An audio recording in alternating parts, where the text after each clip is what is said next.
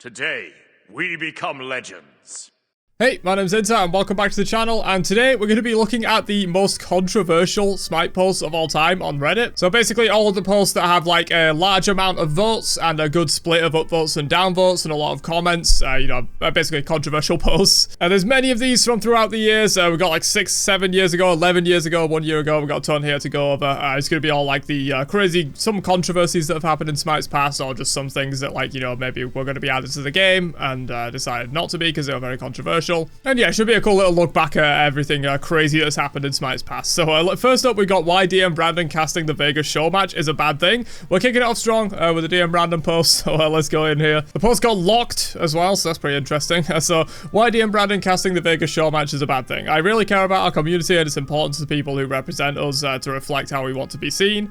Having a non-Hi-Rez caster representing the company at an event that'll give Hi-Rez a lot of attention isn't smart. DM Brandon representing Hi-Rez at an event that'll give Hi-Rez a lot of attention is even less smart, considering his history having already been forced to leave Hi-Rez from the outrage inside and outside the Smite community. DM Brandon is well known on livestream fails for his anger, and quick Google searches of his name aren't pretty. He'll share a stage with Ninja, who campaigns for prevention when DM's main controversy was related. Whilst it has said to be one time only, if it goes well and we don't create a storm around it, he may well end up getting hired again, and then we have DM representing our community again. DM Brandon is known to attack other people, and yeah, it goes on here. Basically, they're calling DM Brandon, basically a piece of shit, and he should be representing the game. One thing I will say about DM Brandon, it's not really something we want to be bringing up again. It's kind of done with.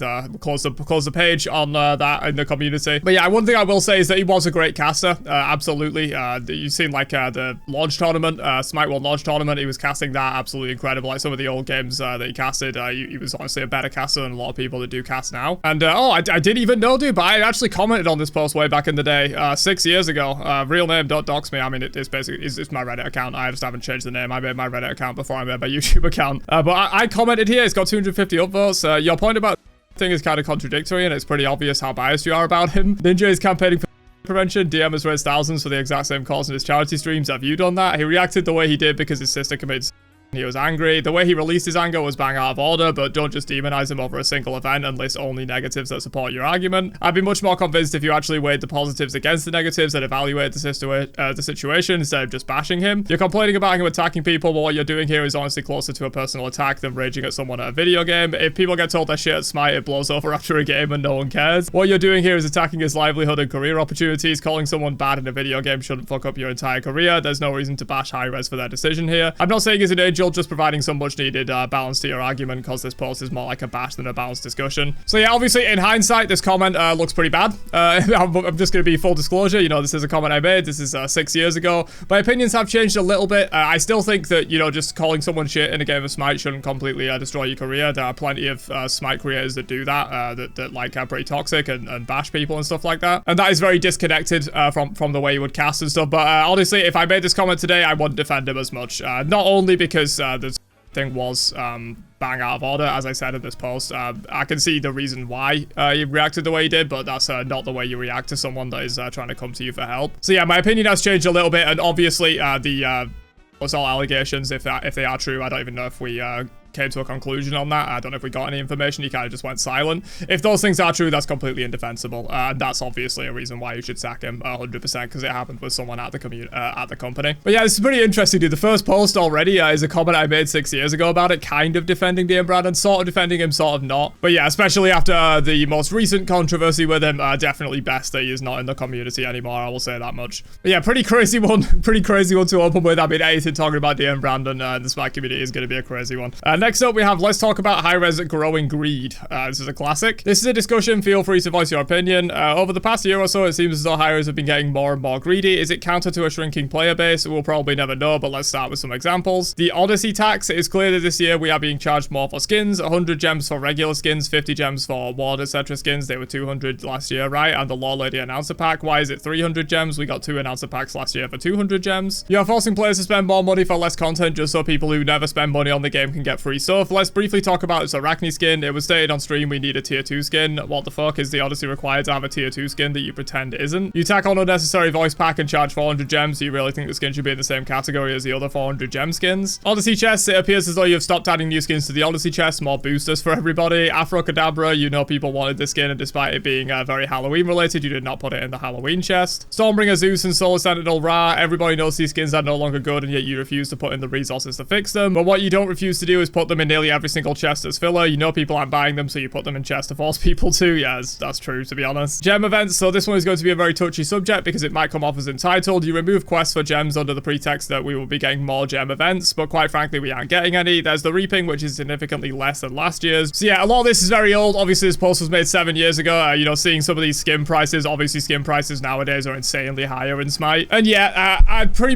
agree and disagree with this kind of like sentiment in the community. Obviously, it still exists nowadays. The Smite 2 getting rid of your skins is a whole different issue that I'm not going to go into, but in terms of just like Smite 1 skin pricing, yes, skin pricing goes up, but I think at some point it does have to go up, just because like inflation is a thing. Obviously, you know, everything goes up with inflation. That will include skins in Smite. Yeah, when a game runs for this long, when a game's been running for like 12 years, like Smite 1 has, you've got to increase skin prices in general, just because people have more money and there's more money flowing around. Money is worth less. But yeah, especially with like some of the stuff like chests, you know, putting random crap skins in chests that no one wants, making people roll for skins to get the one they want, and just getting a bunch of random garbage. Yeah, that happens. That still happens. It's unfortunate. Next up, we have Karma, which has literally 2 total upvotes. Obviously, it has more upvotes than that, but there's 2, well, it says 0 now on the post, so basically the exact same amount of upvotes and downvotes. And this is from 11 years ago, so this will be in 2013, before I even started playing Smite. It's kind of crazy. In one of the next few patches, we'll try a new carrot/stick design for rewarding players for good, bad behavior. At the end of the match, each player can give 1 thumbs up or 1 thumbs down to a player of their choice, but not a party member.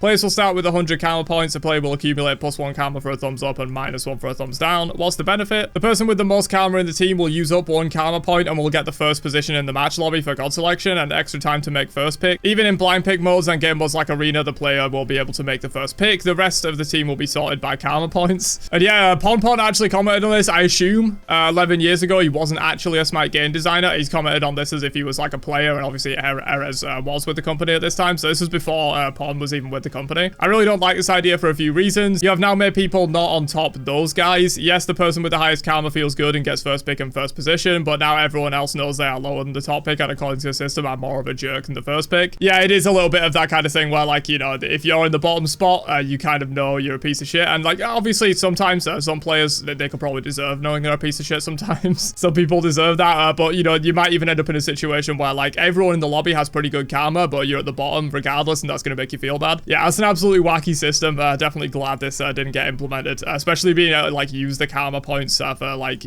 getting first pick and first ban and stuff like that. That should go to highest player skill, in my opinion. Next up, we got but warriors suck and hunters are OP, right? Alright, apologies for the low resolution in the first part of this. I don't know what's up with it. But yeah, we got King Arthur, his Rush Sovereignty, which was actually good back in the day. No Bluestone. Got his Glad Shield online, though. Playing into a Hachiman solo.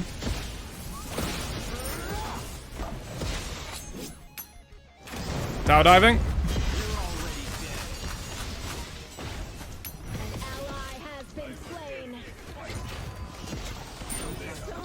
Yeah, I mean, that's just solo lane moments. Like, tanks in general in the early game are supposed to be able to 1v1, especially when you rush double physical defense. Like, the Hachi's not going to be able to do a whole lot to you.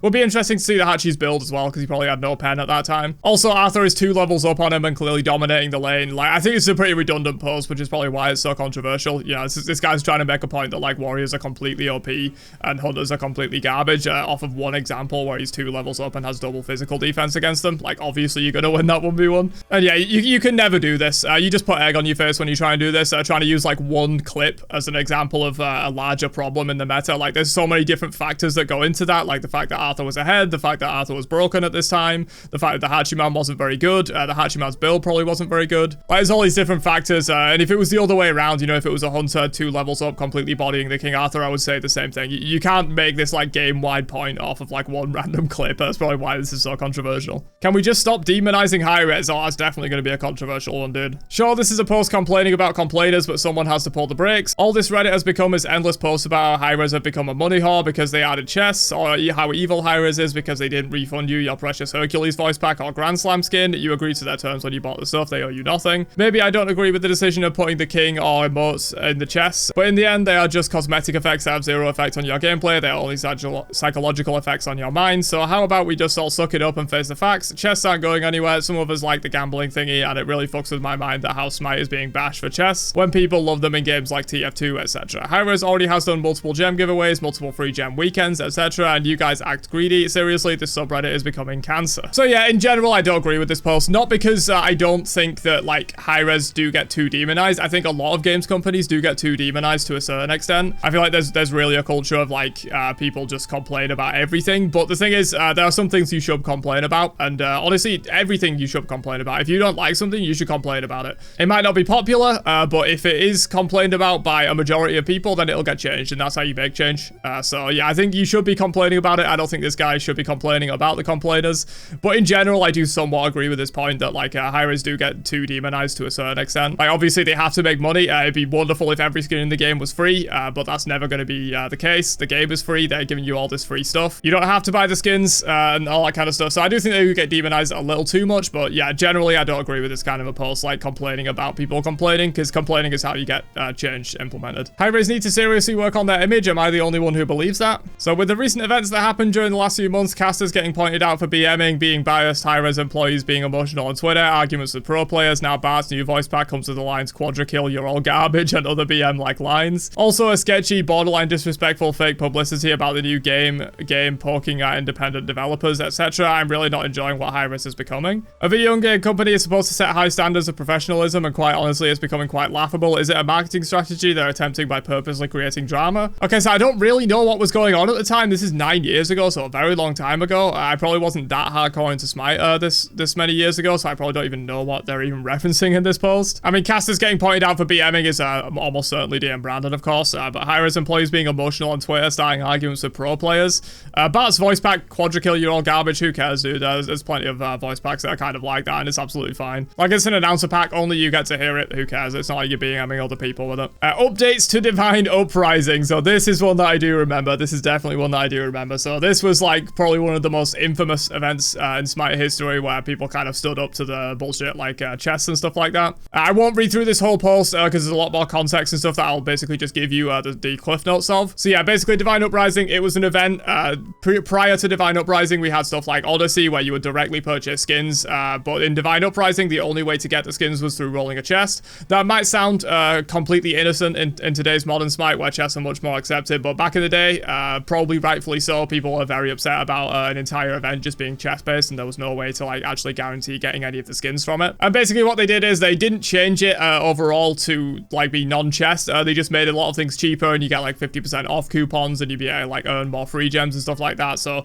they didn't change the core of the event, and that's probably why I've downvoted this post back in the day. And yeah, they basically just made the event much cheaper and gave people a lot of free stuff to try and like alleviate stuff, but they didn't really change the core of the event. It was still like you had to roll chests and stuff like that. I think they gave you some like guaranteed rolls or something like that. They made it better, but ultimately it was still a bit of a sad event. And yeah, they also had this like early bird pricing system, which I believe is still implemented in Smite today, that I absolutely hate. Just incites FOMO in people. You know, if you don't buy this now for 2,700 gems, you're gonna have to pay more later. It's kind of annoying. I wish people wouldn't do that. I wish it was honestly outlawed. But yeah, basically it was an event that prior to this, all events were like direct purchase and relatively fair, and then they made this event where like everything is a chest, and there was some really cool skins in it, and people were upset about it, rightfully so.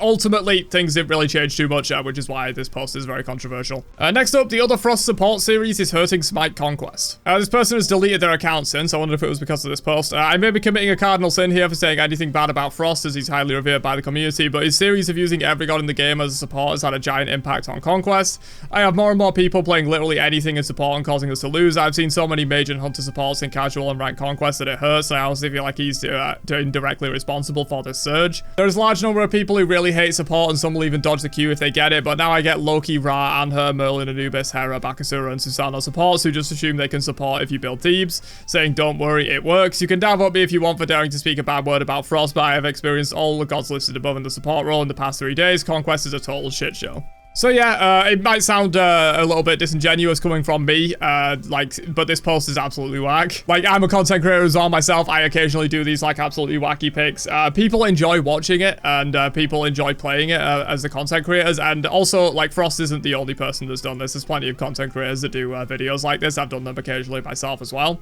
And yeah, I don't think you can blame them for this. I think if anything, blame the people that are watching it. You know, blame the people that are consuming that kind of content, because that's the reason it gets made. You know, if people made these videos and no one wanted to watch them and people only wanted to watch Geb and Kepri support, then that would be what people played. But also, I don't think it has as big an impact as this guy's saying. Obviously, that's his own experience. I'm sure he's being truthful in his own experience. And yeah, just in general, I think singling out Frost for this is kind of pointless, because a lot of content creators do this. I honestly don't think it has as big an impact on the game as this guy's making out. But yeah, I think we'll leave it there for this video. That's quite a few interesting controversial moments from Smite's past and stuff like that. We've got DM Brandon, we've got Chess, we've got Karma Systems, we've got Hi-Rez Greed. We've got the classic Warriors versus Backliners debate with a very silly post. But yeah, let me know if you enjoyed this one. Drop a like on the video. There's definitely more controversial posts down here that we could take a look at. These are the absolute most controversial ones, but we could definitely do a part 2 of this if you guys are interested in that. I just thought it'd be cool to take a look back at some of Smite's most controversial posts of all time. So hopefully you guys enjoyed this one, and I'll catch you guys for another one later on. Have a great day,